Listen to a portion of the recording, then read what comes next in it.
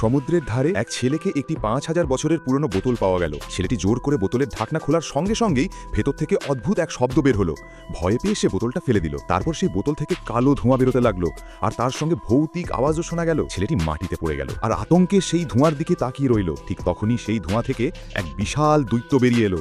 দৈত্য ছেলেটিকে বলল, এখন তুই মরার জন্য প্রস্তুত হ। কাঁপতে কাঁপতে ছেলেটি বলল, আমি তোকে জীবন দিয়েছি, তুই আমায় কেন মারতে চাইছিস? কিন্তু দৈত্য তার কোনো কথা শুনল না। সে তার বিশাল পা দিয়ে ছেলেটিকে মারাতে যাচ্ছিল। ছেলেটি তাড়াতাড়ি গড়িয়ে সরে গেল আর দৈত্যের নোংরা নখ ধরে ক্ষমা চাইতে লাগলো। কিন্তু দৈত্য আবারও তার পচা গোড়ালি তুলে ছেলেটিকে পিষে ফেলতে যাচ্ছিল। ছেলেটি আবারও কোনোভাবে সরে গিয়ে বুঝলো এই দৈত্য তাকে মেরে ফেলার আগ পর্যন্ত থামবে না। ঠিক তখন তার মাথায় এক বুদ্ধি এলো। সে তাড়াতাড়ি বলল, মরার আগে আমি শুধু একটা জিনিস দেখতে চাই, তুই কি নিজের আকার ছোট করতে পারিস? আশ্চর্যের ব্যাপার হলো, সহজ সরল দৈত্য তার কথায় ফেসে গেল আর ভেবে চিন্তে না করেই নিজেকে ছোট করে আবার বোতলের ভেতর ঢুকে গেল। ছেলেটি সুযোগ দেখে দ্রুত বোতলের ঢাকনা বন্ধ করে দিল। তখন দৈত্য বুঝতে পারলো যে সে ছেলেটির ফাঁদে পড়ে গেছে। তার মনে পড়লো সে গত ৫,০০০ বছর ধরে অন্ধকারে এই বোতলের ভেতর বন্দী ছিল। এবার সে ভয়ে কাঁপতে কাঁপতে ছেলেটির কাছে ক্ষমা চাইতে লাগলো এবং বলল, যদি তুই আমাকে আবার মুক্তি দিস, আমি তোর ৩টে ইচ্ছে পূরণ করব। ছেলেটি তার কথায় সত্যতা দেখতে পেল এবং তার প্রতি দয়া করে আবারও মুক্ত করে দিল। দৈত্য বেরিয়ে এসে তাকে ধন্যবাদ দিল এবং বলল, এখন বল তোর প্রথম ইচ্ছা কি?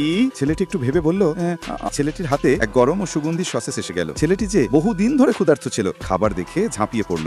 পেট ভরতেই সে না ভেবেই দ্বিতীয় ইচ্ছা জানিয়ে ফেলল। সে বলল, আমি আকাশে উড়ে পরলোক দেখতে চাই এবং সেখানে দেবীর কপালে থাকা ঝকঝকে মুক্তটা পেতে চাই। দৈত্য তাকে নিজের পিঠে বসিয়ে আকাশে উড়িয়ে নিল। কিছুক্ষণ পর তারা এক আসমানি মন্দিরের কাছে পৌঁছালো এবং তাকে ভেতরে নামিয়ে দিল। ভেতরে দেবীর এক বিশাল মূর্তি ছিল, যার কপালে এক উজ্জ্বল মুক্ত ঝলমল করছিল। এখন ছেলেটির লক্ষ্য সেই মুক্ত পাওয়া, কিন্তু সেখানে দেবীর রক্ষীরা দাঁড়িয়ে ছিল, যারা তাকে থামাতে চাইছিল। ছেলেটি ধীরে ধীরে এক তরবারি হাতে এগোতে লাগলো। হঠাৎ দেবীর আঙুল নড়ল আর নিচ থেকে এক বিশাল মাকড়সা বেরিয়ে এলো। ছেলেটি ভয় পেলেও এক দড়ি ধরে উপরে উঠতে লাগলো। মাকড়সাটিও তার পিছু নিল, কিন্তু ছেলেটি হাল ছাড়ল না। যখন মাকড়সা তাকে আক্রমণ করলো, তখন সে তরবারি দিয়ে তাকে সরিয়ে দিল। এরপর ছেলেটি নিচে নামতে শুরু করলো, যাতে মাকড়সার হাত থেকে বাঁচতে পারে, কিন্তু মাকড়সাটিও পেছনে আসতে থাকলো। তখন ছেলেটি তরবারি দিয়ে দড়ি কেটে দিল, ফলে মাকড়সা নিচে পড়ে গেল, কিন্তু তার তরবারিটিও নিচে পড়ে গেল।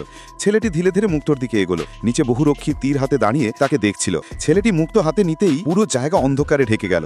সে ধীরে ধীরে মুক্ত হাতে নিয়ে নেমে এলো। এ সময় রক্ষীরা দেবীর কাছে কিছু বলতে শুরু করলো। বাইরে দৈত্য তার অপেক্ষায় ছিল। ছেলেটি মন্দিরের দরজায় পৌঁছাতেই দৈত্য তাকে তুলে নিল।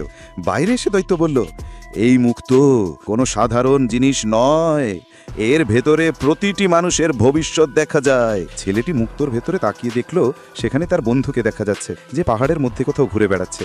এরপর দৈত্য তাকে উড়িয়ে নিয়ে গিয়ে তার বন্ধুর কাছে পৌঁছে দিল।